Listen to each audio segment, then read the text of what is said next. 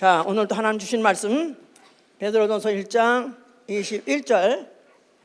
너희는 저를 죽은 자 가운데에서 살리시고 영광을 주신 하나님을 그리스도로 말미암아 믿는 자니 너희 믿음과 소망이 하나님께 있게 하시느니라.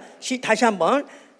너희는 저를 죽은 자 가운데에서 살리시고 영광을 주신 하나님을 그리스도로 말미암아 믿는 자니 너희 믿음과 소망이 하나님께 있게 하셨느니라. 아멘. 하나님은 소망의 하나님이시다.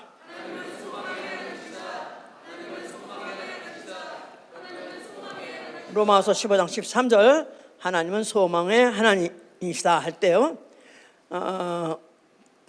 그가 남에게 소망을 주기 이전에 그 자신이 소망이십니다. 하나님 자신이 소망이세요. 자, 그 자신이 소망이시고 그는 그의 언약을 믿는 자에게 소망을 주시고 그 소망을 부끄럽게 여기지 않은 자에게 반드시 부끄럽지 않도록 이루어 주시는 분이다 이 말이에요. 그 소망을 가진 것에 대해서 세상 사람들에게 부끄러움을 당한다 할지라도 부끄러움을 개의치 않고 계속 믿는 자에게 반드시 그 소망이 이루어지게 하신 분이시다. 좋습니까? 자, 우리 신앙은 예수 그리스도를 죽은 자 가운데 살리신 하나님을 그리스도로 말미암아 믿는 거 우리의 신앙이고, 우리의 신앙 생활은 소망으로 구원을 얻었음에, 이 소망 때문에 구원을 얻었음에 성령의 능력으로 소망이 넘치는 생활, 성령의 능력으로 소망이 넘치는 생활이에요. 성령의 능력으로 소망이 넘치는 생활. 가다가 쏘쳐 쉬우가 아니라, 남편하고 싸우니까 쏘쳐 쉬우가 아니라 쏘칠 수가 없죠. 가면 갈수록 소망이 이루어질 날이 가까우니까 기차가 종착역에 가까이 가면 갈수록 큰 소리 기적을 옮기는 것 같이 우리의 소망을 만약 갖고 있다면 그날이 오면 올수록, 가까이 오면 올수록 우리 소망은 더 넘쳐야 된다 이 말이에요. 아멘입니까? 아멘. 자, 오늘 소망, 바라는 바 소망. 소망이 있으면 힘이 생기고 살 의욕도 넘치죠. 근데 소망을 쏟치면은 살 힘도 없어지고 살 의욕도 없어지는 거예요. 소망이 없을 때, 아주 가장 없을 때를 절망이라 하죠. 절망. 결국은 이들이 더 이상 살 힘도 의욕도 없다 보니까 결국 택하는 것이 자기 선택이라나, 그래서 자살로 가는 것입니다. 자살은 실제로 도둑을 맞았네, 아니면 무슨 또 부도가 났네, 또 불이 났네, 그래서 재산이 다 탕진하고 없어진다고 그래서 자살로 하는 거 아니에요. 왜냐하면 살 힘이 없어서, 살 의욕이 없어서 하는 것이지 실질적인 물리적인 상황 때문에 한 것은 아니다 그 말이에요. 자, 한국이 요새 잘 나갑니다. 아주 잘 나가는 이유 중에 이유가 뭐냐면 세계 제1등이 많아요.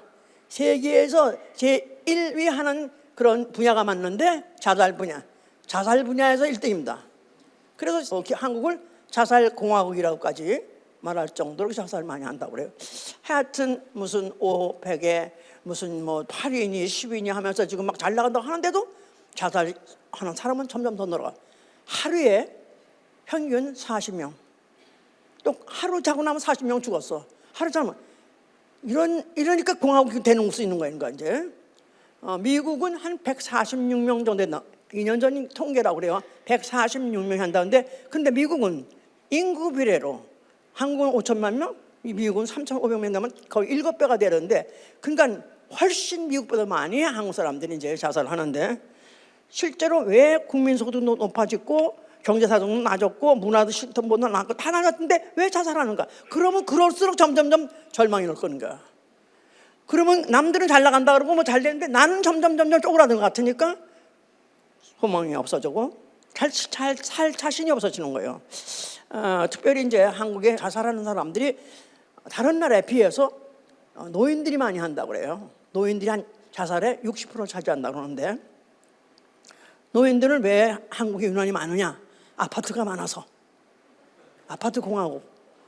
그래서 높은 데 올라가면 떨어지기 쉬우니까 그냥 그런다고 하는데, 사실 그게 아니라 한국만 해도 유교 문화이기 때문에 장자 아니면 아들, 자식. 그래서 자식을 할 때 뭐 젊었을 때 있는 거 없는 거 다 쏟아붓고 자식을 다 올인했는데 결국 그 자식이 점점 더 보니까 부모를 또 살아오지 않고 부모를 우습게 생각하고 나아가서 음악으로 부모에 대한 어떤 사랑이나 뭐 공양이나 이런 건 아예 없고, 그러다 보니까 점점 자식에 대한 기대가 없어진 걸 말할 것도 없고, 내가 괜히 자식한테 다 이렇게 했다, 실망, 좌절, 끝에 결국 자살을 한다고들 그렇게 말합니다.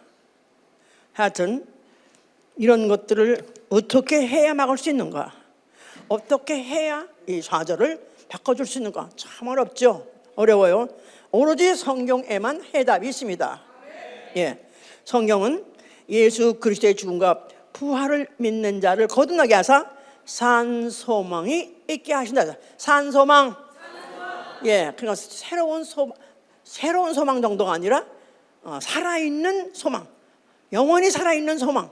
그러니까 그 소망이 어떤 환경의 변화가 있건 없건 상관없이 한 번 그 소망에 많이 꽂혔다면 영원히 그 소망이 이루어진 날까지 끌고 가는 그런 산소망이 있게 하시는 게 성경이 말하고자 하는 것이고, 성경이 쓰여진 그것이 이유고, 또 우리가 성경을 본 목적이 돼야 된다 그 말이에요.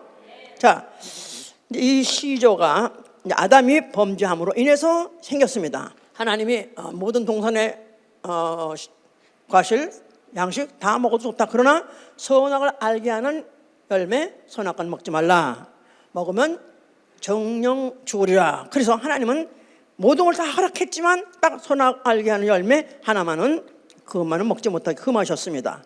먹으면 정령 죽으리라. 그랬는데 마귀가 하와를 깼어요. 그래서 아담이 결국 먹게 되는데, 꾀기를 내용이 뭐냐면 먹어도 결코 죽지 않을 뿐만 아니라 네가 하나님 될 수 있어. 내가 하나님이 될 수 있어? 그래가지고 그러하여금 감히 하와가 먹고 와가지고 먹게 해서 결국은 죄를 짓게 되고, 그 죄값 사망을 지옥에 가서 영원히 갚는 지옥행이 결정됐는데, 그때 마귀가 한 짓은 뭐냐, 거짓말로 거짓 소망을 준 거예요. 너도 하나님 될 수 있어. 너 밤낮 하나님 눈치 보고 살 거 없어. 네 맘대로 살 수 있어. 그래서 완전히 거짓 소망의 시죠. 바로 그래서 인류는 그로 인해서 속아서 결국 죄를 짓게 됐고, 전 인류는 다 그 후에 우선이 다 지옥행, 아주 지옥불을 가져 영원히 참 지옥이라는 데는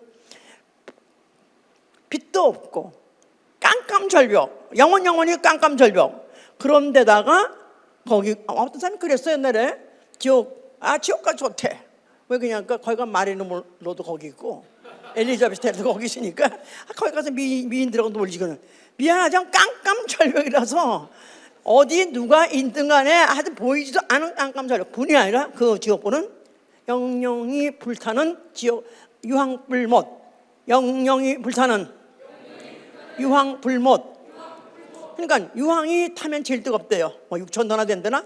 그런데다가 그 뜨거운 불에서 불도 안고 있는 깜깜한 절벽에다가 거기다가 사람은, 아담이 생명인데 바로 육체는 죽어서 흙으로 돌아가지만 그 안에 있는 영은 영의 몸으로 바뀌어서, 고린도서 15장 44절 영의 몸, 영적인 영의 몸으로 바뀌어가지고 불도 안 꺼지고 그 몸도 죽지 않으니까 영원히, 상상만 해봐도 끔찍한 그런 것이 지옥인데, 그 전일 다 그렇게 가게 돼 있다. 그러니까 전 인류는 지금도 자살하는 사람 말할 것도 없고, 그건 자기 선택으로 다시 기회가 없으니까, 예수 믿을 기회가 없으니까 그냥 지옥. 거기다가 지금은 멀쩡하게 살아있고 건강 같하지만 결과는 다 지옥행이다 이 말. 이게 얼마나 끔찍한 인류의 운명이 그렇게 결정된 것인가. 자, 그런데 하나님께서는 일단 그렇게 해서 그들에게 약속한 대로, 예언한 대로 그들은 지옥을 가게 하지만, 그러나 그래도 소망을 준 것은 그걸 에덴 동산 내쫓을 때 그에게 가죽옷을 입었다는 사실. 가죽옷, 이게 지금 갈라디아 3장 27절이에요. 그리스도와 합하여 침례받는 자는 그리스도로 옷 입으리라. 그래서 옷을 바꿔 입혔다는 얘기는 그들이 범죄하고 난 다음에 나무의 잎으로 옷을 갖다가 해서 입었었어요. 그걸 벗기시고 하나님이 다른 옷을 입었다는 자체는 죄진 자들의 수고를 통해서 무슨 수단을 써서라도 뭘 가려고 했는데 그건 말짱할 거야. 그래서 그들에게 하나님이 하나님이 준비하신 가죽이나 원래면 어떻게 되죠? 짐승이 죽어야 되고 피 흘려야 되는데 그런 옷을 입힐 때 어떻게? 그리스도로 침례받는 자는 그리스도로 옷 입는다 그랬어요. 그러니까 전혀 새로운 신분으로 새 소망을 갖게 해주신 것이다 그 말이에요. 아멘입니까? 예. 자, 이런 가운데에서 하나님이 이제 소망을 주시는데 아브라함이 받은 언약이에요. 그러니까 언약 자체가 하나님이 내가 뭘 해주겠다. 그러면 인간이 하나님한테 그 언약을 받을 때 오 마이 갓 땡큐 하고 받겠죠? 예. 그래서 하나님이 아브라함에게 처음으로 언약한 게 뭐냐면 네가 이제 너로 말미암아 이제 내가 이제 네 후손들이 복을 받으리라 그랬는데 어떤 복을 받느냐 하면 너는 열국의 아비가 될 것이요. 너는 열국의 아비가 될 것이요. 모든 족속이 너로 말미암아 나온다 그 말이죠. 또 네 개의 후손에서 열 왕이 나온다. 많은 왕들이 나온다. 그러니까 앞으로 왕이 나오고 나라가 너로 말미암아 세워질 것이다. 이런 엄청난 소망을 준 거예요 아브라함한테. 그러니까 이제 그 아브라함은 그들이 그 언약이 이루어질 때를 기다리느라고 그들이 이 땅에서 살면서 판벽한 집을 짓고 사지 않고, 판벽이라는 것은 콘크리트로 뭐 아주 크게 궁궐을 짓고 잘 살지 않고 장막에서 거했으니, 왜? 하나님이 지시하는 성이 있을 것을 바랐음이라 그랬어요. 이거 히브리서 11장 얘기입니다. 자, 그러면서 그들은 그래서 가나안 땅에서 그들이 살면서 하나님이 그런 걸 이루어 줄 것을 기다리고 있었어요. 그런데 어떡하다 이상하게 틀어지기 시작해가지고 그들이 애굽에 어떻게 가게 됐고, 그 중에서 하나가 애굽에 먼저 가더니 어떡하다 보니까 모든 한 70명 가문의 70식구가 다 애굽을 들어가게 됐고, 그로 인해서 종살이가 시작한 것입니다. 애굽의 종살이. 그러니까 이거 사실 뭐 우연하게 이거 큰 사건도 아닌데 이상하게 형제들이 밑에서 싸우고 하다가 그렇게 가가지고 결국은 종살이 자그마치 몇 년? 뭐 430년? 예, 그렇게 종살이를 하고 있었어요. 그러니까 그렇게 하나님의 소망을 아브라함에게 줬는데 그거 후손이 느닷없이 왜 그렇게 절망적인 상태에 가서 빠지게 돼서 430년이라는 세월이 흘러 때리고는 벌써 의식이 다 가버렸어요. 이제는 나는 애굽의 종이든지 나는 유대인도 상관없이 그게 다 씻어져 버릴 때쯤 됐을 때 하나님이 이제 모세를 보낸 것이죠. 모세에게다가 보냈을 때 모세를 그걸 보낼 때 이미 그에게 이제 다시 이제 심어 주시는 거예요. 바로 여호와 하나님.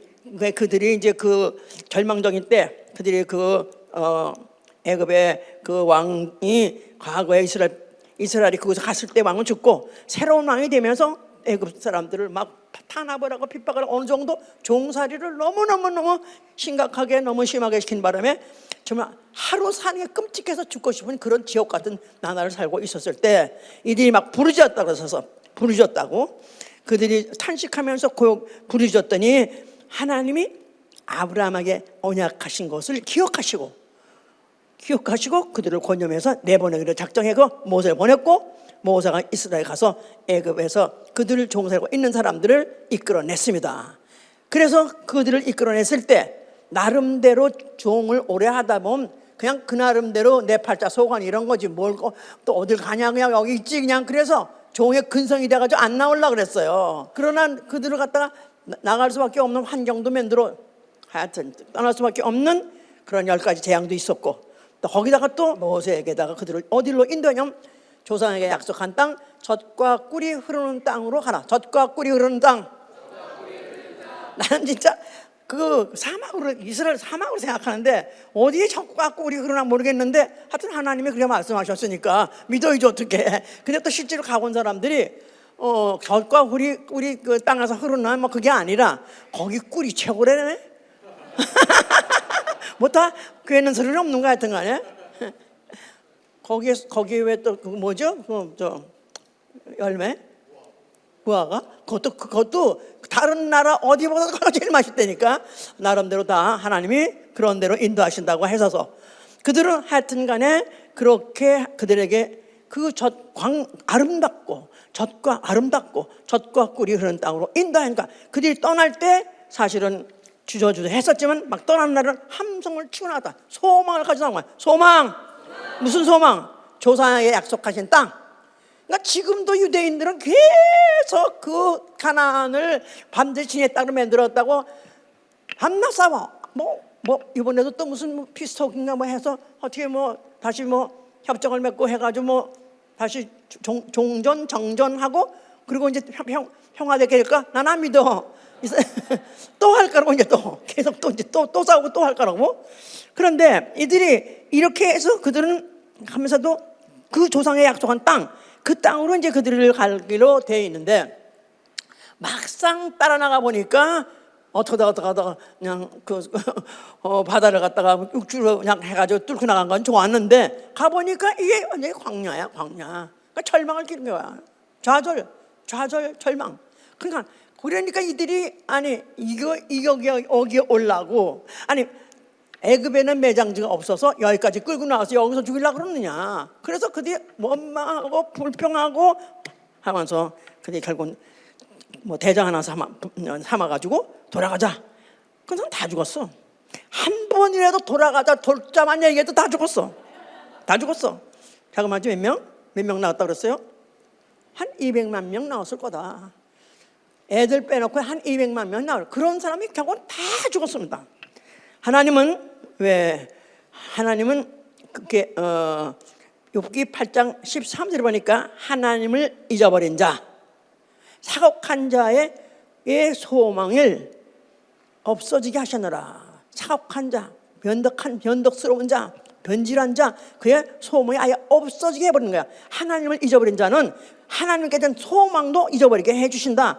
그럼 하나님을 믿다가 소망이 없어지면 그냥 다 죽어버리는 거야. 결국은 요새는 몸으로 죽는 게 아니라 영원히 다 죽어버리죠. 이제 뭐 하다못해 가나안에 가서 정탐꾼이 갔다 왔어요. 12명이 갔었어요. 10명은 뭐 오자마자 우리는 망했다. 거기 가니까 삶이 거인이더라. 이 수박을 봐라. 이렇게 큰 걸 먹는 사람들이 얼마나 큰가 생각해봐라. 우린 다 칼에 우린 다 망할 것이고 우리 처자는 다 포로로 잡힐 것이고 우린 그 종이 될 것이다 하고 악평을 했어요. 그런 사람은 다 죽어버렸어. 그런데 그 중에서 두 명은 그들이 갔다 온 다음에 똑같은 걸 보고도 그들이 돌아서 뭐랬냐면 과연 그 땅은 젖과 꿀이 흐르는 땅이다. 자, 우리 가자. 그래가지고 소망을 잃어버리지 않고 갔던 자들은 결국은 그들의 후손이 지금 이스라엘의 백성으로 지금 남아있는 거죠. 자, 그렇게 해서 이런 세대를 지내면서 이들이 나라를 세우고 또 나라를 해보면서 그러면서 또 왕들이 또 세워졌는데 그 왕들이 또 이렇게 하나님이 그런 약속하신 땅에서 그들이 그 나라를 지킬 수 있는 율법을 잘 지키고 하나님의 또 선지자를 주신 말씀에 대해서 경성하고 듣고 하셨으면은 그들이 평안하게 갔었지만 그들을 잃어버리고 망각하고 또 그들이 또 변절해버리면 하나님 가차없이 또 전쟁을 주시고 저차없이 그들이 또 뭐 기근이나 그런 걸로 인해서 그들을 갖다가 또 멸절시키는 그런 것이 역사가 반복되는 거예요. 그럴 때 욥기는 그렇게 말했어요. 흙 속에서 쉴 때 소망이 음부로 내려갈 뿐이다. 흙 속에서 쉴 때, 다시 말해서 죽어서 흙되어서 묻히면은 그때 소망이 음부로 내려갈 뿐. 소망도 같이 음부로 내려간다. 그러니까 인간의 소망을 유대인들, 이스라엘 사람들은 인간의 소망을 육체가 살아 있을 때에 유효한 것이고 또 그때만이 그것이 가치가 있는 것이지 죽은 다음에 무슨 가치가 있냐 이렇게 생각했었다 이 말이에요. 이게 유대인들의 믿음인 거예요. 그런데 우리의 믿음은, 우리의 소망은 비록 육체가 죽어서 흙에 묻힌다 할지라도 아니면 또 화장터에서 태워가지고 없어진다 할지라도 우리 소망은 없어집니까? 안 없어집니까? 이게 다른 것이다 이 말이에요. 그걸 말하고 하는 것인데 이제 자, 그래서 이제 선지자는 그때 이제 그 소망이 없어지지 않아서 이스라엘에 아직도 소망이 살아있다. 나라가 주권을 잃어버린다 할지라도 외세 애가 와서 그날 갖다 점령하고 그들이 사는 것이 잔혹해지지 한다 할지라도 소망이 있다는 걸 말하기 위해서 선지자는 한번 이사야 11장 10절 보세요. 하나님이 이스라엘을 버리지 않았고 때가 되면은 우리가 그 소망하는 것은 반드시 이루어질 것이다 하는 것을 이제 예언하는 거예요. 이사야 11장 11장 10절. 그날에 찾았어요? 그날에 이새의 뿌리에서 한 싹이 나서 만민의 기호로 설 것이요 열방이 그에게로 돌아오리니 그 거한 것이 영화라고 그랬다. 다시 이새의 뿌리가 누구죠? 이새의 뿌리. 이새가 누구예요? 다윗의 아버지예요. 다윗의 아버지. 그러니까 이새의 뿌리 다윗에게서 그 이새의 뿌리에게서 한 짝 다윗의 후손이 앞으로 와서 만문의 깃대를 들고 이제 그 나라를 갖다 이제 세울 것이다. 열방이 그에게 돌아오리니 그 거한 것이요. 열방이 그에게 돌아와서 그 앞에 절하고. 왜냐하면 유대인들의 꿈은 뭐예요? 지금도 마찬가지. 유대인들의 꿈이 뭐냐면 시오니즘이에요. 시오니즘. 뭐 하냐면 우리는 시온으로 돌아가자 그 말이야. 시온을 세우자. 시온이 어디? 예루살렘이에요. 바로 거기에 하나님이 아브라함에게 약속하신 그에게서 열왕이 나올 것이다. 왕이 나올 것이다. 그 왕이 세계를 통치할 것이다. 그러니까 이들은 지금 그 조그만 땅을 지키려고 하는 게 아니에요. 그들은 언젠가는 유대인에서 왕이 나오면 그 왕이 전 세계를 통치할 것이다. 유대인의 나라가 올 것이다. 그들은 그걸 지금 기다리고 있는 거예요. 그 후에 예수의 제자들이 이스라엘의 회복이 언제니까 물어봤잖아요. 생각나시나요? 이스라엘의 회복이 언제니까. 그러니까 이스라엘 나라라는 나라가 붕괴가 되고 주권이 없이 있다 없다 하면서 그냥 막 어렵게 그냥 연명하고 있을 때 언제니까라고 하면 그들에게서 잊지 않는 것은 언제든지 하나님이 아브라함에게다가 언약. 자, 언약 이걸 소망이에요. 하나님의 언약, 소망. 하나님이 약속하면 다 소망이 되겠죠? 그렇게 되길 아멘 하고 바라니까 그랬는데 바로 그 소망이 바로 이스라엘의 그것이 나라로 쓸 날이 올 것이다. 이때만 해도 이미 나라가 그냥 옆에 있는 강한 나라들이 번갈아서 쳐들어오고 막 그럴 때 주권만 잊으면 이럴 때예요. 그럴 때라도 그날에 이새의 뿌리 나기만 하면은 만민의 기호가 거기 설 것이고 거기에 열방이 그 앞에 소망을 두가 열방이 그에게 소망을 두리라. 예, 오늘 로마서 15장 12절 얘기가 합해가지고 열왕이 그에게 소망을 두리라. 세상의 모든 왕들이 오로지 그 왕 앞에 무릎을 꿇을 것이고 소망을 두는 그런 왕이 나타날 것이다. 이렇게 말한 거예요. 그 다음에 그 후에 이제 중간 시대라는 시대를 지나서 암흑 시대라는 시대를 한 400년이 지나고 난 다음에 이제 안나라는 여자 선지자 있었어요. 그 여자가 예루살렘 성전에서 항상 기도한다고 그랬었어. 100세가 넘어 있는 여자 선지자인데 그는 성전을 떠나지 않고 항상 기도. 왜 기도하냐? 메시아의 출현을 기다린다 이 말이야. 왕의 출현을 기다리고 그 왕이 그곳에 오기를 기다리고 그때를 준비하기 위해서 항상 기도했는데 예수 그리스도 아기 예수 아기로 이제 태어난 예수를 그 모친이 안고 그 아버지와 함께 있다. 여기서 하나님 아버지 그렇게 생각하면 안 되지. 우리 교회는 그런 사람 먹겠지. 마리아의 남편.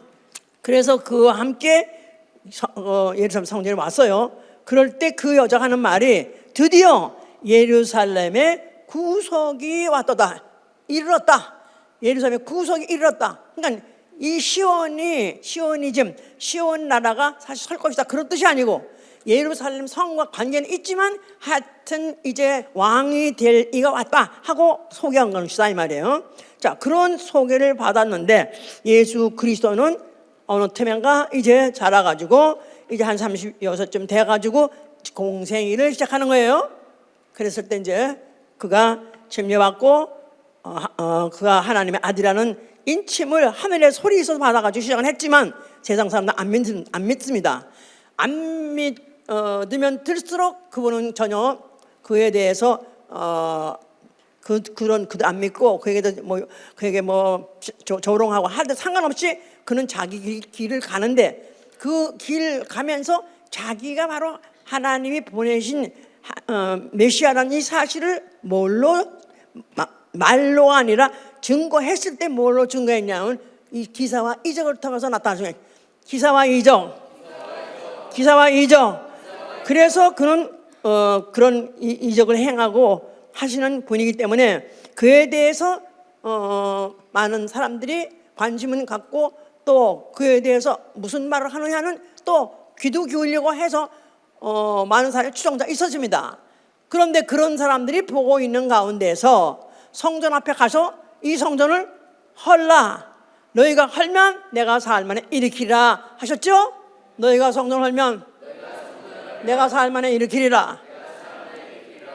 그런 말을 아무도 안 듣는서 한 거 아니라 공생이 시작하자마자 그런 표현 꺼지기 시작했어요. 많은 사람들이 그가 누구인고 어떻게 이런 일을 하는 거에서 관심 있어서 따라다니면서 그는 무슨 말 하나는 귀를 기울이고 있는데 예수께서는 이 성을 헐라 그랬으니 이 말이 얼마나 그들은 결정적으로 시험을 주는 말인지 모른다 이 말이에요. 왜냐하면 유대인들은 뭘 기다린다? 예루살렘 성전을 헐라. 그러니까 헐라야 충격을 먹은 거죠. 예수께서는 너희가 할면 내가 다시 일으키라 했을 때 그 손으로 지은 예루살렘 성전이 아니고 성전된 자기의 몸을 일으키라 그랬죠. 성전된 자기의 몸, 죽음과 부활로 성전된 자기 몸에 죽고 다시 말해서 성전이 헐어지면 자기가 다시 일으키라, 살아나리라, 그런 뜻으로 말씀하신 것이죠 이제. 그런데 여기서 지금 그 헐라는 성전에는 무슨 이름이 있고? 여호와라는 이름이 있고, 여호와는 누구? 이스라엘의 혈육의 하나님, 혈통의 하나님, 이스라엘의 육체의 하나님이에요.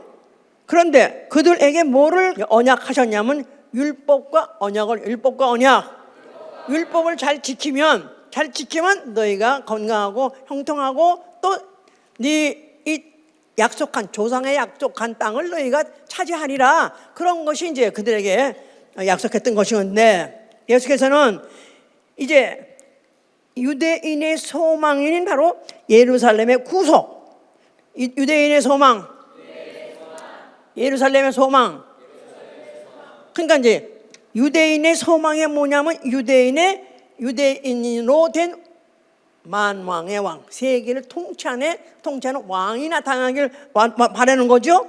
그들이 만약에 율법을 잘 지키고 그들이 하나님의 뜻대로 만약 그들이 그 나라를 고대하고 또 그 나라를 갖다 위해서 만약에 할 준비가 되어 있다면은 이제는 유대인으로 된 왕이 와서 세계를 통치할 것이다. 이거를 바라는 그 성, 예루살렘 성을 헐어버리라 그런 거예요. 그러니까 이스라엘의 소망이 뭐랬어요? 시온이즘. 시온의 영광이, 우리 여기 시온의 영광이 빛나는, 이거 사실 잘못된 거예요. 이거는 유대인의 바람이에요. 예수는 아예 헐어버리라는 거예요. 시온의 영광이 아니고 내가 죽었다 다시 부활하게 되면은 이제는 진리로 영혼의 구속을 바라게 하리라. 진리로 영혼의 구속을 바라게 하리라. 유대인들은 그 율법을 잘 지키면은 그들에게 예루살렘의 구속, 시온의 구속, 시온에서 왕이 나와가지고 시오니즘, 유대인의 제국이 할 걸 바라지만은 예수는 그걸 헐어버리고 자기가 이제 죽었다가 부활했을 때 세울 나라는 영혼의 구속을 바라게 하는 왕, 영혼의 구속의 왕. 다시 말해서 죽은 자의 소망이 있게, 죽은 자의 소망을 주겠다 그 말이에요. 유대인의 소망 주는 게 아니라 모든 족속 영혼의 하나님.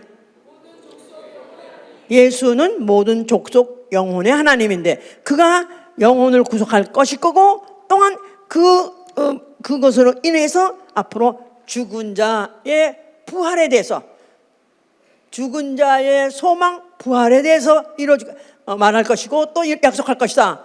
죽은 자의 부활.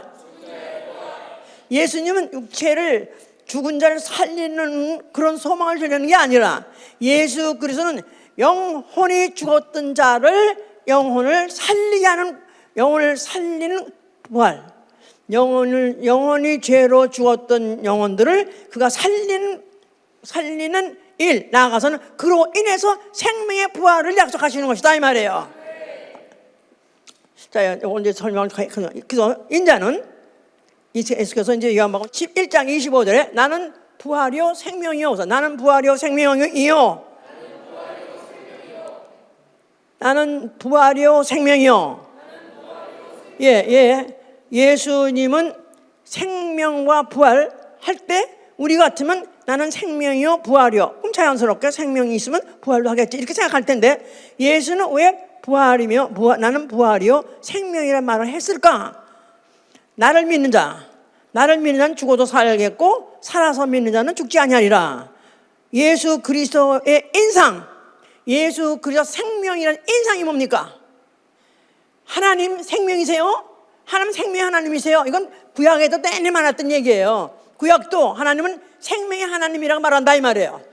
그런데 예수님은 구약에서 말하는 그런 육체의 생명을 말하는 것이 아니라 육체는 죽었더라도 다시 죽은 자를 살리되 영혼의 몸으로 살린다 그런 뜻입니다. 그래서 그는 나를 믿는 자는 죽어도 살겠고 살아서 믿는 자는 영원히 죽지 않아요. 이 말이 좀 해석이 쉽지 않은 거예요. 나를 믿는 자는 죽어도 살겠고 뭐가 죽고 뭐가 살아? 나를 믿는 자, 예수 믿는 자 뭐가 죽어도 살겠고 육체가 죽어도 육체가 다시 살고 그 말이 아니다 이 말이에요. 살아서 믿는 자는 영원히 죽지 않는다 그 말했어요. 살아서 믿는 자는 영원히 죽지 아니하리라. 그러니까 예수 믿었어. 살아서 영원히 안 죽는다면 오늘 안 믿을 사람 없어. 오늘날에도 그 누구도 만약에 예수 믿고 영원히 살아서 믿는 자는 죽지 않는다. 그러면 만약 이것이 정말로 믿을만하다고 믿어진다면 전 세계 사람 전도할 거 없어 다 믿을 거야. 그러면 살아서 믿는 사람이 죽지 않는다는 말은 잘 들으면요, 잘 보세요. 신약인은 살아서 육체가 살아서 예수를 믿어요. 육체가 살아서 예수를 믿어요. 자, 그러면 영혼이 죽었습니까? 살았습니까? 나 영혼 지금 서로 살아있어요? 죽었어요? 살았어? 죽었어요? 육체가 내가 살아서 예수를 영접하면 그 피를 내 영혼에 받으면 나 영혼 살아요. 살았어요. 그죠? 살았어. 이런 사람이 육체가 죽어요. 그러면 나중에 생명의 부활로 간다 이 말이에요. 무슨 말인지 알았어요? 그 다음에 구약인 여기서 왜 여기서 말을 왜 하냐면 구약인들 즉 유대인들이에요. 구약인은 살아서 믿었어요. 살아서 뭘 믿냐면 여호와 하나님 믿고 또 그 하나님 말씀 믿었어요. 그러니까 살아서 이제 그들이 그렇게 믿음은 살았어요. 구약인들은 율법 지키고 또 하나님의 언약을 믿는 사람들을 잘 지킨 사람들은 믿음은 살았다 이 말이에요. 그러니까 앞으로 모세, 아브라함 다 구원받아야 안 받아요? 육체는 죽었어. 근데 그 영혼에 뭐는 있어요? 영혼에 믿음은 있다 이 말이에요. 믿음은 있어. 무슨 믿음? 짐승의 피가 주고 죄 씻음 받는다는 그런 믿음만 있다 이 말이에요. 짐승의 피가 나왔어요. 그 짐승의 피는 산피, 죽은 피? 죽은 피, 산피? 죽은 피야. 그러니까 영은 못 산다 이 말이야. 아직까지도 구약인들 중에서 모세나 무슨 엘리야나 유명한 아주 믿음의 아주 그냥 끝판왕들이 있어요. 근데 그 사람들은 살아있는 동안에 하나님 말씀 그 율법 언약 잘 믿어서 잘 지켰다 할지라도 믿음은 살았으나 영은 아직도 죽어있다 그 말이에요. 그런데 죽어있는데 그 예수의 피가 생명이에요. 예수의 피, 영을 살리는 피, 영의 생명, 영의 피, 예수의 피가 들어가고 생명의 피가 들어가야 영이 살아나는 거예요. 그냥 구약에 지금 죽은 사람 다 어디 있다 그랬죠? 아브라함의 품에 있다 그랬잖아. 아브라함의 품. 거기서 뭐 하고 있는 거야? 자고 있는 거. 그런데 그 사람들은 아직까지도 예수의 피를 받지 않게 영이 살지 못했어요. 언제 영이 사냐면 대심판 때 그때 죽은 자들을 다 살릴 때 그때 죽은 자들이 살아날 때 믿음 살아나는 걸 예수의 피로 바꿔준다 그 말이에요. 무슨 말이 알아들었어요? 글쎄 알아들었길 바라고요. 그러니까 나를 믿는 자는 죽어도 살겠고. 이건 누굴 말하는 거야? 신약 시대, 예수 이후에 신약 시대 사람 믿는 사람은 죽었다. 그냥 죽어도 영혼은 살았고. 그런데 살아서 믿는 자는 죽지 아니하리라. 그러니까 살아서 믿는 자, 내 육체는 살았어. 살아있는 동안에 예수의 피를 받아서 육체는 죽었다 이 말이야. 그러나 영원히 죽지 않는다 이 말이에요. 내 안에 예수의 피 있으면 아멘 하세요. 내 안에 예수의 피 있으면 아멘 하세요. 그러면 육체가 죽는다 할지라도, 육체는 죽더라도 그 안에 있는 피는 살아있기 때문에 그 피 가지고 앞으로 생명의 부활로 갈 때는 한 번도 안 죽는다 이 말이에요. 죽었던 걸 살리는 게 아니라, 죽었던 걸 살리는 게 아니라 그 피 가지고 영원히 산다 그 말이에요. 잘 알아들으실게 말하고요. 자, 이러기 때문에 이들을 유대인들 굉장히 예수에 대한 오해가 너무 많은 거예요. 자기 나름대로 율법을 지켜가면서 잘했다는 사람 일수록 더욱더 예수에 대해서 반감이 많고 더 오해가 많고 더 그에 대해서 이제 의문이 더 많은 거예요. 사두개인이라는 사람이 있어요. 그 사람들은 부활을 믿지 않는다 했었어요. 이 부활을 안 믿어요. 바리새인 또 서기관들은 부활을 믿는다고 그랬어요. 바울도 그가 바리새인으로서 그는 모태로부터 하나님께 택정받았다 하면서 하여튼 그는 부활을 믿었다 그랬어요. 그런데 이제 사두개는 안 믿는데 그들이 얘가 뭐냐면 그들이 예수를 시험하려고 이제 그 당시에 유대인들은 어떻게 하냐면 만약에 이제 그 마지가 아들을 낳으면 또 장자를 계속해서 또 장자가 또 장자면 또 장자께서 그렇게 해서 혈통을 통해서 그들의 그 믿음이 아니면 그들의 나라 하나님의 언약이 계속해서 내려간다고 생각하거든요. 그런데 그때 만약에 첫째 형이 결혼해서 이제 부인하고 결혼했는데 살았는데 아들이 없이 죽었어요. 그러면 어떠냐? 그러면 그 장자를 계속해서 계승하기 위해서 둘째 아들이 그 첫째 아들의 미망인한테 가서 애를 낳아줘야 되는 거예요. 그러면 그 애가 그 둘째 아들의 아들이 아니라 첫째 아들의 아들이 되는 거예요. 그리고 둘째 아들이 또 그 여자하고 또 이제 같이 동침해서 애를 낳아줄 법이니까 그렇게 하려고 했는데 또 둘째 아들이 또 죽었어. 여자는 살아있는데 그러다가 일곱째 아들까지 간 거야 이제. 그래서 일곱째 아들까지, 그러니까 일곱째 아들 그 유다 얘기가 있어. 옛날에 유다란 창세기 38장에 나온 유다 얘기도 다 거기 그 맥락이 똑같은 거야 이제. 그러니까 이거 이런 식으로 하다 보면 나도 또 이제 팔자 사놓은 여자하고 동침했다가는 나도 또 죽는 거 아니야? 그런 꺼림을 갖는 상태인데 일곱째 아들이 진짜 또 죽었어. 그런데 결국 여자까지 죽었어. 일곱 남자 다 잡아먹고 여자도 또 죽었어. 그런데 부활했대. 당신이 부활 하는데 그러면 부활했는데 누구 처가 될 거냐 도대체. 일곱 남자하고 다 결혼까지 해서 했는데 결국 다 죽었는데 누구의 아내가 될 거냐고 묻는 거예요. 예수께서 뭐라고 말씀하시냐면은 너희는 하나님도 모르고 성경도 모르고 너희는 하나님 능력도 모른도다. 부활 때는 장가도 가지 않고 시집도 가지 않고 하늘 내 천사 같은 나가서 부활 때는 장가도 가지 않고 시집도 가지 않고 하늘의 천사같이 사느니라. 그러니까 하늘나라 가서 무슨 가족 개념, 무슨 뭐 부부 개념, 부자 개념 없대는 거야. 그러니까 하늘에 가서 이 땅에 있는 동안은 가족 세상 없어도 가족 이상 없죠. 부부 이상 없죠. 부자 이상 없죠. 가깝고 사랑하는 자가 없잖아요. 그런데 내가 와서는 오히려 그 아비와 자식이 어미와 딸이 원수가 되게 하리라. 그런 말을 하셨어요. 예수께서. 예수는 참 이상한 분이야. 아니 구약에서는 그렇게까지 가족을 갖다가 심고 가족 개념에 대해서 가족 관계에 대해서 중요하게 하셨는데 갑자기 예수가 와서 그걸 원수, 너희 지환씨가 왼손이라 그런 거야. 너희 지환씨가 원손이라. 그러니까 예수는 윤리고 도덕이고 다 깨버리고, 그리고 나는 오히려 내가 세상에 화평을 주러 온 것이 아니라 검을 주러 왔다까지 말았어요. 내가 세상에 화평을 주러 온 것이 아니라 검을 주러 왔다. 그러니까 쌈을 붙이고 원수를 맨들고 이렇게 온다는 거예요. 이렇게. 그러니까 도대체 예수를 받아들일 수가 없는 거야. 예수께서는 어차피 너희 소망이 뭐냐? 하늘 가서 영원히 사는 거 원하지. 더군다나 예수 믿는 사람은 하늘 가서 영원히 사는 걸 원하죠. 아멘. 아멘. 그런데 만약 혹시 우리 남편이 안 믿는 남편이 아무거나 나는 예수 다 좋고 좋은데요. 우리 남편이 싫대요. 난 그래서 미안해서 나는 죄송하지만 난 못 따라가서 이래 놓으면 안 된다 이거야. 나는 할렐루야야.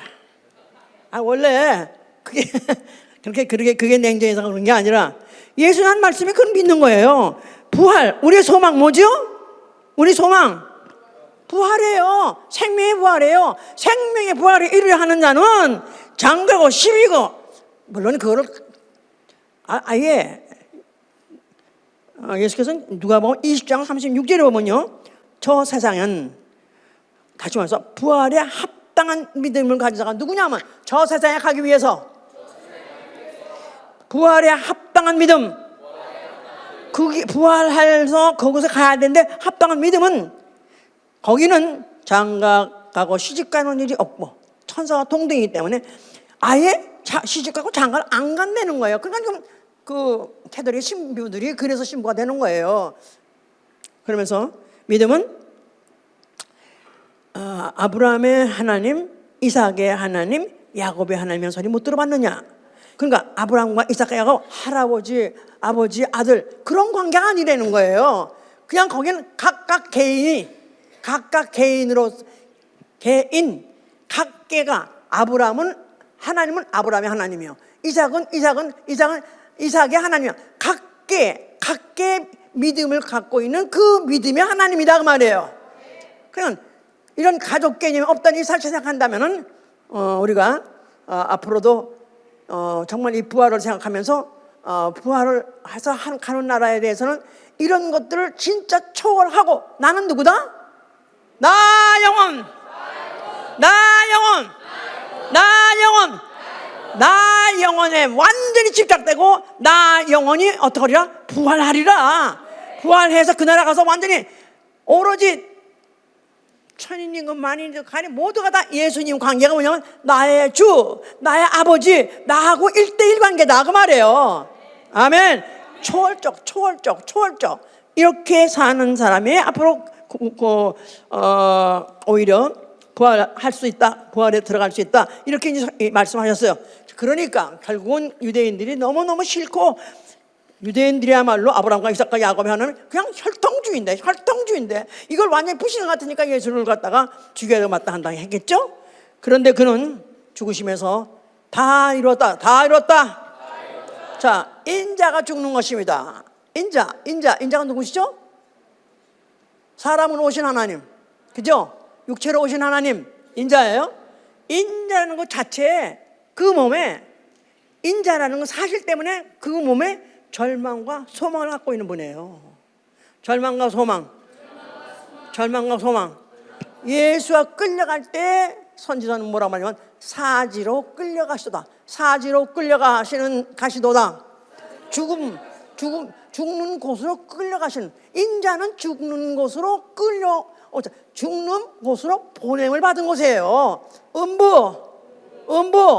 이 음부란 건 죽음이 있는 곳이에요. 여기를 아버지가 아버지가 명령해서 사지로 끌려 들어왔어. 그렇기 때문에 이미 예수는 그 몸에 죽음을 갖고 있어요. 그건 하시는 얘기예요. 죽음. 예. 그러면서 그런데 죽는 순간에 다 이뤘다 한 맛은 죽음도 이뤘고 죽으면서 뭘 흘렸어요? 피를 흘렸어요. 할렐루야. 그 피는 죽음을 한 번도 경험하지 않은 생명이다 그 말이에요. 그래서 절망과 소망이 함께 예수가 십자가에서 죽는 순간에 발동을 한 것이다 이 말이에요. 아멘. 그래서 다 이뤘다고 말씀하신 거예요.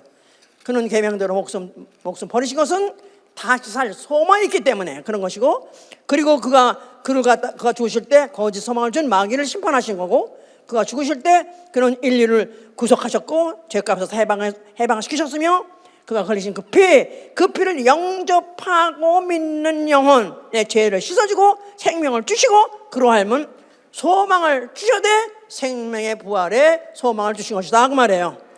할렐루야. 자, 그는 부활하시고 승천하셔서 보좌에 앉아 계십니다. 보좌에 앉아 계신 어린 양은 죽었다가 부활하신 흔적을 갖고 계신 분이에요. 죽었다가 부활했다는 소망, 다시 말해서 소망의 하나님이 되신 것이다 이 말. 소망의 하나님, 소망의 하나님, 그 자체가 소망이다 그 말이에요. 그 자체가 소망이에요. 자, 그가 몇 날이 못 되어서 성령을 보내주셨습니다. 자, 성령은 전해지자마자 예수 그리스도의 부활을 증거하시고 그의 부활이 전파된 거예요. 나아가서는 또 그 신랑 예수 그리스도는 다시 오시라, 다시 오시라, 너를 데려가리라 소망을 준 것이다 이 말. 소망. 예. 자, 이 믿는 자는 예수 그리스도의 부활을 믿고 거듭나서 산 소망을 갖게 되었습니다. 산 소망. 산 소망. 무슨 소망? 죽으면 어디 가리라? 새 하늘과 새 땅에, 소망이 넘치는 새 하늘과 새 땅에 가는 것입니다. 아멘. 할렐루야. 할렐루야. 예. 자, 교회에 이런 사람들을 어떻게든지 이제 사람들을 불러가지고 교회를 불러 모아요. 근데 교회에 오는 사람들은 세상에서 소망을 잊어버린 자, 소망이 없는 자, 세상에서의 소망을 잃어버린 자들이 주로 부르시는 거예요. 그래서 내가 올 때 의인을 부르는 것이 아니라 내가 죄인을 부르는 것이다. 병자를 부르는 것은 소망이 없는 자를 부르시는 거예요. 우리 예수님께 오시게 된 것을 감사하게 생각하십니까? 네. 왜요? 나같이 소망 없는 자를 불러주셨으니까. 그래요? 예, 잘 나가는 사람, 소망에 가득한 사람은 교회 바빠서 못 옵니다. 그거 알 것도 없고 필요도 없겠지만은 사실은 세상에 할 일이 너무 많고 세상에 좋은 게 너무 많은데 언제 교회 가서 시간 내가 보낼 수가 있어. 또 나아가서는 쟤들은 가난쟁이만 무식쟁이만, 그러니까 나는 거기 가서 난 그런 사람들 같은 패가리가 되는 거 싫다. 그래서 하는 사람들 많은 거예요. 그런데 이 세상에 소망이 없는 날 부르셔서 부르심의 소망이 뭔지 알게 해주시는 거예요. 부르심의 소망이 무엇인가? 또 부르심의 그 목적이 뭔가 하시면 그 영광의 목적을 알게 하시는데 이제 그 소망으로 구원을 얻었음에 이제 보이는 소망이 아니요. 보는 것을 누가 바라리요? 보는 것을 바랄 것 같으면 교회 올 필요 없다 이 말이야. 내가 열심히 일해가지고 열심히 돈을 벌든 뭐 일을 해서. 그런데 보는 걸 바라는 것이 아니라 보지 않는 것을 바라기 때문에 참음으로 기다리는 것이다 이 말이에요. 아멘. 하나님의 소망이 오늘 내가 가졌기 때문에 내가 이 가진 사람으로서의 소망이 뭐냐 하면 의인의 부활, 악인과 의인의 부활이 있는데 의인의 부활을 얻고자 하는 거예요. 의인과 악인의 부활, 생명의 부활과 심판의 부활, 엄청난 차이가 있습니다. 부활이라는 글자는 똑같아도 의인의 부활은 바로 거룩한 성 안에 들어가는 것이고, 만약에 의인의 부활을 전혀 못하지 나머지 심판의 부활은 지옥불입니다. 그러니까 어떻게 부활은 좋은데 난 부활하더라도 의인의 부활을 해야 돼. 나는 생명의 부활을 해야 돼. 아멘.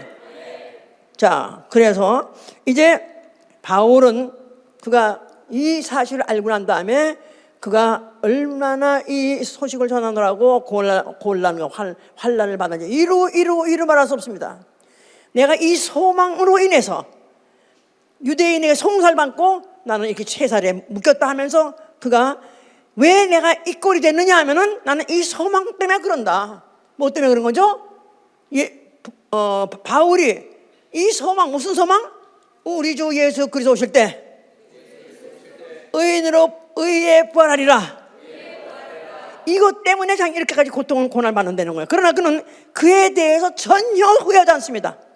전혀 후회하지 않고 오히려 가만 가서 크게 말하는 거야. 내가 소망으로 구원을 얻었음에 보이는 소망이 아니요 보는 것을 바라면 누가 바라리요? 하나님의 주신 이 소망을 나는 가졌으니 나는 의인의 부활에 반드시 찬양하리라. 나는 그래서 바울의 이 모든 신앙, 신학은 결국은 소망의 신앙이에요. 소망의 신앙, 소망의 신학. 오로지 이 소망을 어떻든지 주기 위해서 그는 그야말로 너무나 인간이 받을 수 있는, 그야말로 그 몸으로 가진 사람을 받을 수 있는 그런 고난을 그 이상 받은 사람이 없습니다. 자, 나는 예수 믿는 사람, 그리스도인이에요. 그리스도인은 성경의 안위로 소망을 가진 자, 성경의 안위로 소망을 가진 자, 성경을 하나님이 주신 위로가 있는데, 평안함과 위로가 있는데 바로 그것을 소망으로 가졌다 그 말이에요. 자, 그렇기 때문에 우리 뭐 항상 예수 믿으려고 뭐 믿으라고 또 권하고 또 믿으라고 또 마음이 생기면 반드시 성경책을 두고 성경을 읽게 하잖아요. 성경을 읽으면 나타나는 증상 뭐죠? 졸음이 온다. 그래서 어떡하면, 나는 목사님 요새 고민이 많아요. 잠이 너무 안 와가지고 요새 불면증인데 약을 먹어도 안 낫고 그래. 그러니까 성경을 읽어보시죠.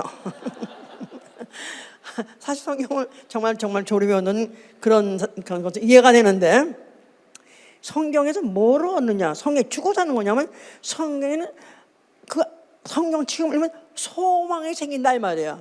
성경책 읽으면 그걸 내가 어떻든지 그 성경 안에서 내가 무엇을 얻으려고 난 반드시 얻으려고 집착하고 심각하게 생각하고만 이러면, 그리고 읽으면 반드시 소망이 생깁니다. 자살을 하려고 했던 사람도 성경을 읽으면 자살을 안 합니다. 성경만에 우리 목사님이 처음에 뭐 하여튼 은혜는 받았대요. 근데 살는 게 너무 힘들어서, 믿음은 있는데 나름대로 믿음도 있고 뭐 막 했는데 뭐 하여튼 굉장히 어렵게 살고 가난하게 살았어요. 너무 힘들어가지고 자살하려고 어디 한강에 갔었대요. 그랬더니 어떤 남자가 거기서 앉아있는 꼴이 수상해서 가만히 보니까 이게 얘기하다 보니까 자살하려고 어때? 거기도 또 자살하고 미리 온 사람이야.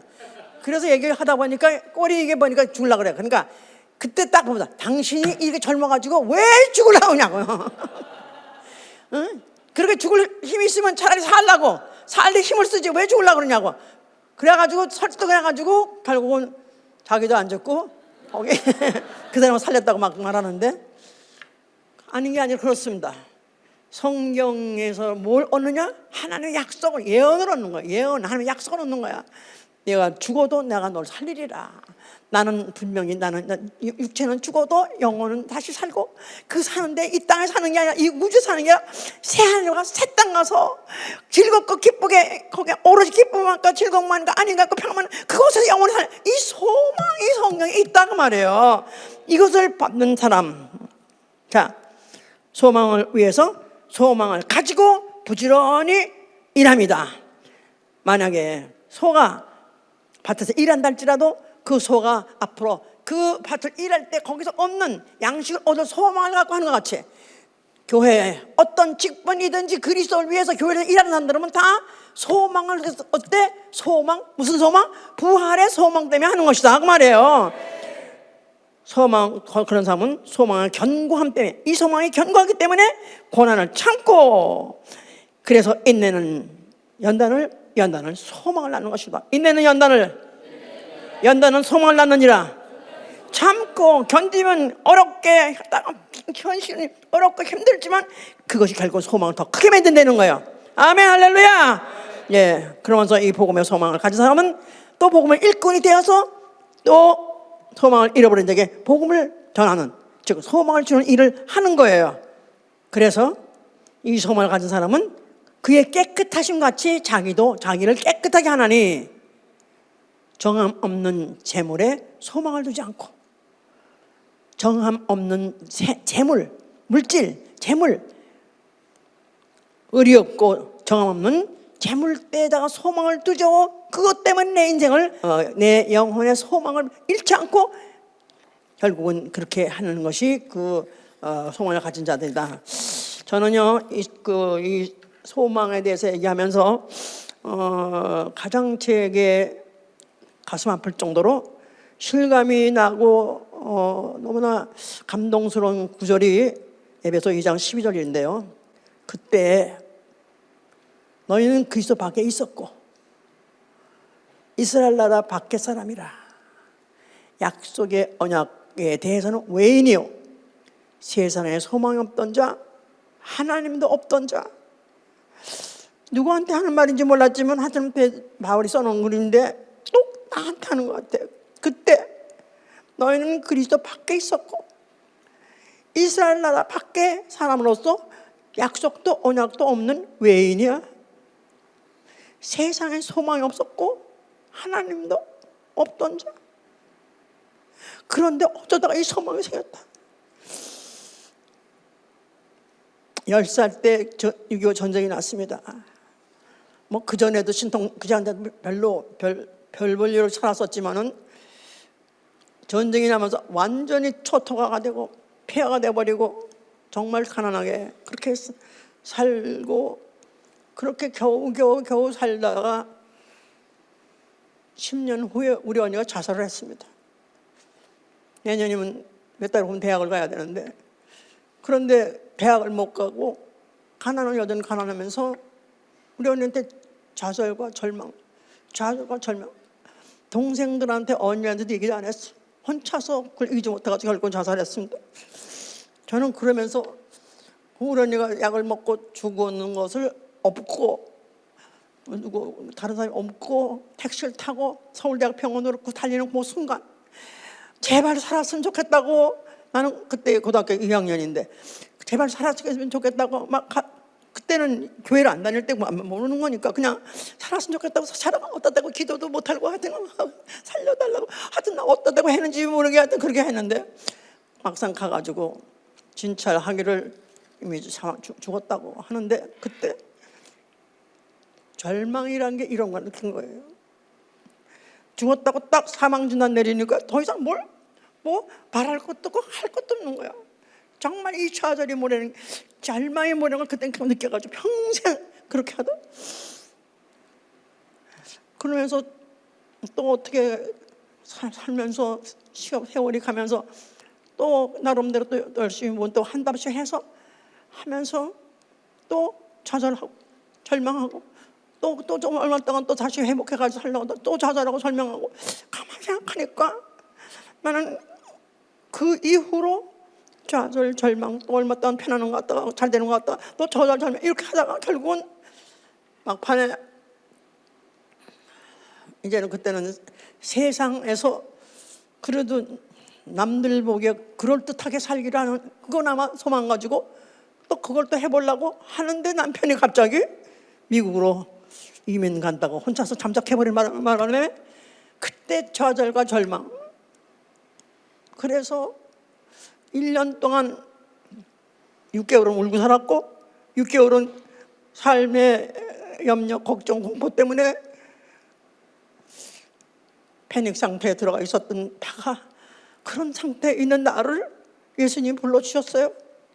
그래서 복음을 듣게 됐고 진리를 알게 됐고 그러고 난 다음에는 진리를 체험하는 순간에 세상 세계가 달라 보이는 거야.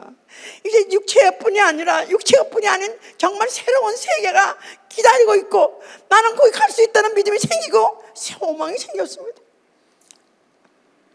그래서 나는 그리스도 밖에 있었고 우리는 사돈의 발전까지 예수님의 삶이 하나도 없었고 난 지금도 우리 언니에게 누군가가 그때 고등학교 3학년이었는데 그때 복음을 가르쳤고 지옥 천당을 가르치고 영혼을 가르쳐서 그때 예수를 믿기 위해서는 많이 그랬더만 절대로 어떤 가난 때문에 죽지 않았을 터인데 너무너무 그때 생각하면 지금도 시간을 되돌이킬 수도 없고 죽은 사람을 살리기도 없고 그러나 우리 언니의 선택은 그 결과가 지옥인 걸 알게 되면 너무너무 마음이 아픕니다.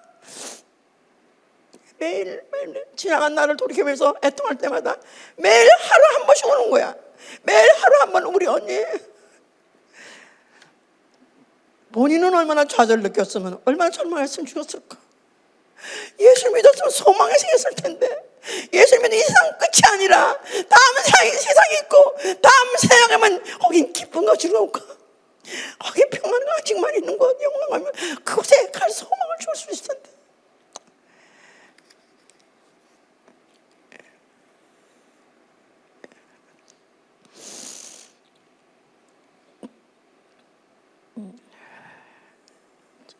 외인이었소서. 이런 믿는 이런 세계, 믿는 집안, 믿는 이런 사람들 그런 건 전혀 관계없이 들어본 적도 없이 이렇게 살았던, 이제 내가 이 소망이 있으므로 이 산 소망의 증인으로서 이제 이것을 내가 말할 수 있는 사람이 됐다는 나로서는 너무나 감사하고, 난 너무나도 감사하고 너무나도 감사하고 또 감사합니다만은, 지금도 우리 언니같이 들어본 적도 없고 그렇게 좌절과 절망을 이기지 못해서 결국은 죽어서 결국은 지옥문을 자기가 스스로 열고 들어간다. 어떻게 막는가? 이걸 어떻게 막는가? 하여튼 우리는 기도하면서 한 영혼이라도 내게 주신 자 지옥 보내지 않게 해주시옵소서. 한 영혼이라도 내게 붙여주냐, 절대로 네가 스스로 지옥으로 가는 일, 좌절과 절망에서 그걸 갖다 건져주는 소망의 이 믿음을 줄 수 있도록 하실 예수님으로 축원합니다. 기도합시다.